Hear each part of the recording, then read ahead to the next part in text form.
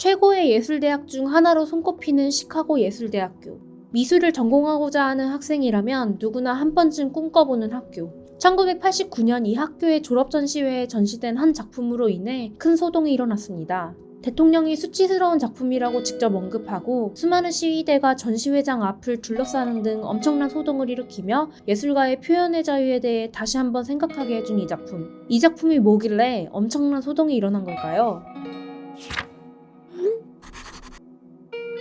이 작품은 드레드 스콧 타일러라는 신예 작가의 미국 국기를 설치하는 적절한 방법은 무엇인가? 라는 작품이었습니다. 벽면에 작은 사진을 붙여두고 그 아래 작품에 대해 관객이 자신의 소감을 적을 수 있도록 작은 수첩을 선반 위에 펼쳐둔 이 작품. 사진을 보고 자신의 소감을 적으려면 관객은 미국 국기를 반드시 밟아야 하고 동시에 법을 어겨야만 합니다.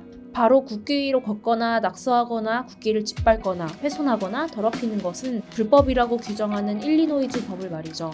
작품 속 벽면에 부착된 사진은 아래 위로 두 장면이 서로 병치된 이미지였습니다. 이미지 상단에는 미국 국기를 불태우며 양키 고음을 외치는 한국 대학생 이미지가 있었고, 이미지 하단에는 베트남에서 전사한 미군의 관을 국기로 감싼 이미지가 있었습니다. 한국의 반미 성향, 베트남에서 부정의한 전쟁을 치르며 결국 죽을 수밖에 없었던 미국 국민의 죽음을 병치함으로써 스콧은 미국 국기에 대한 지나친 충성에 대한 의문과 애국이라는 것이 과연 의문의 여지 없이 받아들일 수 있는 것인가 라는 의문을 제기한 것입니다. 결국 국기를 밟게 한 것은 그 의문을 관람객이 직접 해소하라는 뜻이기도 했습니다.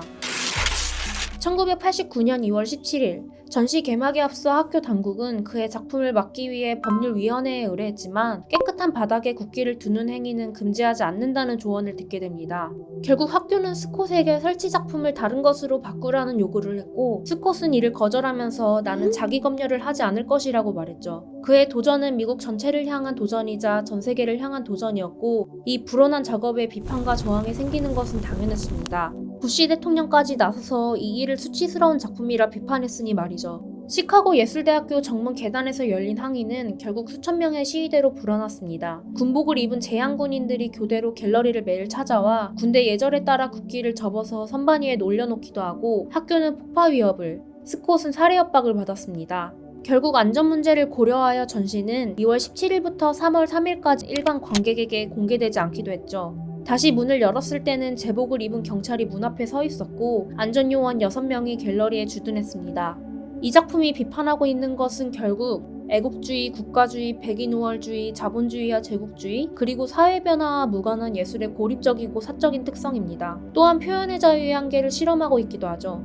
드레드 스콧에 미국 국기를 설치하는 적절한 방법은 무엇인가? 만약 우리나라 국기, 태극기로 같은 작품이 만들어졌다면 어떨까요? 표현의 자유와 예술에 대해 많은 생각을 하게 해주는 이 작품에 대하여 여러분은 어떠한 의견을 가지고 계신가요? 당신의 발견을 기다리겠습니다.